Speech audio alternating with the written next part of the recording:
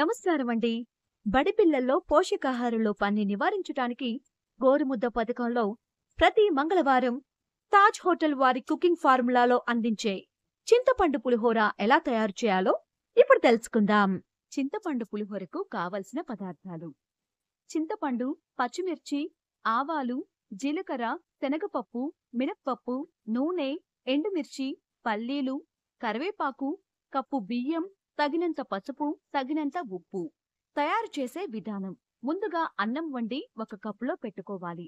కడాయి తీసుకొని అందులో 4 టేబుల్ స్పూన్లు ఆయిల్ వేసుకోవాలి.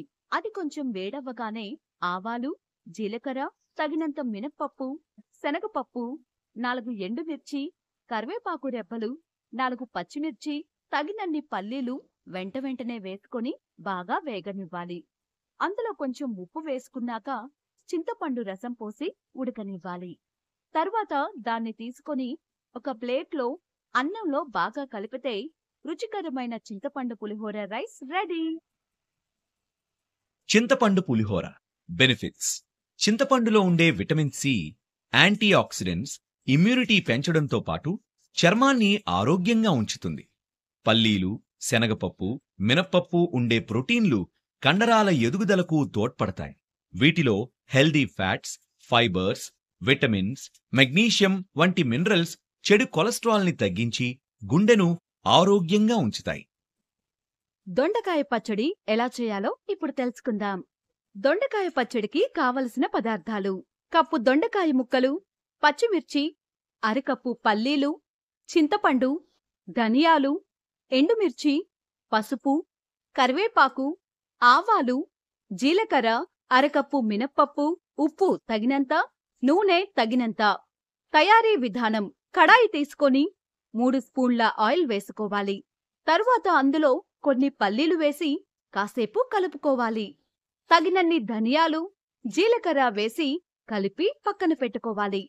ఇప్పుడు మళ్ళీ అదే కడాయిలో 2 టేబుల్ స్పూన్ల నూనె వేశాక కప్పు దొండకాయ ముక్కలు, 5 పచ్చిమిర్చీలు వేసి బాగా వేయించుకోవాలి.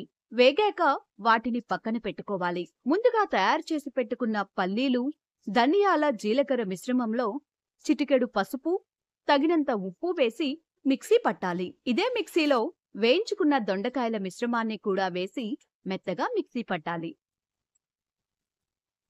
తరువాత కడాయిలో 4 టేబుల్ స్పూన్ల ఆయిల్ వేసి చిటికెడు ఆవాలు, జీలకర్ర, 2 ఎండుమిరపకాయలు, చిటికెడు మినప్పప్పు, కరివేపాకు రెబ్బలు వేసి పచ్చడిని పోపు వేసి కలుపుకోవాలి. చివరికి కొంచెం కొత్తిమీర వేస్తే మన టేస్టీ అండ్ హెల్దీ దొండకాయ పచ్చడి రెడీ. దొండకాయ పచ్చడి బెనిఫిట్స్: దొండకాయలో ఏ, సి, కే విటమిన్లు పిల్లల కంటి చూపుతో పాటు ఇమ్యూనిటీని పెంచుతాయి. పల్లీలు, శనగపప్పు, మినప్పప్పులో ఉండే ప్రోటీన్లు కండరాల ఎదుగుదలకు తోడ్పడతాయి. వీటిలో హెల్దీ ఫ్యాట్స్, ఫైబర్స్, విటమిన్లు, మెగ్నీషియం వంటి మినరల్స్ చెడు కొలెస్ట్రాల్ని తగ్గించి గుండెను ఆరోగ్యంగా ఉంచుతాయి. రాగి జావా ఎలా తయారు చేయాలో ఇప్పుడు తెలుసుకుందాం. కావలసిన పదార్థాలు: కప్పు రాగి పిండి, తగినంత బెల్లం, తగినంత కొబ్బరి తురుము, కొన్ని యాలుకలు, 2 కప్పుల నీళ్లు. రాగి జావ తయారీ విధానం: ప్రెషర్ కుక్కర్ తీసుకొని 2 కప్పులు నీళ్లు పోసి కాగనివ్వాలి. మరోవైపు రాగి పిండిలో నీళ్లు పోసి చక్కగా కలుపుకోవాలి. నీళ్లు వేడెక్కగానే అందులో సరిపడా బెల్లం ముక్కలు వేసి కరగనివ్వాలి. తర్వాత అందులో కొన్ని యాలుకలు వేసి కొద్దిసేపటికి ముందుగానే కలిపెట్టుకున్న రాగి పిండిని అందులో వేస్తూ గడ్డకట్టకుండా గరిటెతో కలుపుతూ ఉండాలి. దాన్ని ఒక గ్లాసులోకి తీసుకొని కొబ్బరి తురుము చల్లుకుంటే ఆరోగ్యకరమైన రాగి జావ రెడీ. రాగి జావా బెనిఫిట్స్: రాగుల్లో ఉండే కాల్షియం, బి కాంప్లెక్స్ విటమిన్స్ ఎముకల ఎదుగుదలకు తోడ్పడతాయి. ఇవి శరీరంలో ఉన్న వేడిని కూడా తగ్గిస్తాయి. బెల్లంలో ఉండే ఐరన్, విటమిన్ సి రక్తహీనత నుంచి కాపాడతాయి. జావలో వేసుకున్న యాలకులు జీర్ణ వ్యవస్థను ఆరోగ్యంగా ఉంచుతాయి.